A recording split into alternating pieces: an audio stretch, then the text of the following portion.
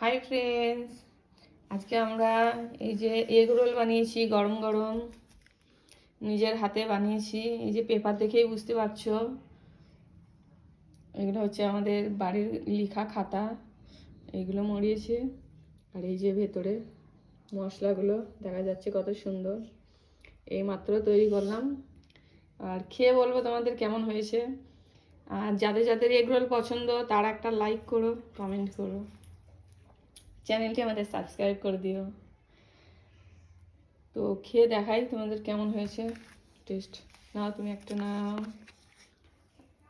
আমি একটা নিই, দেখি কেমন হয়েছে। এই যে পুরো একদম সস ভর্তি করা আছে।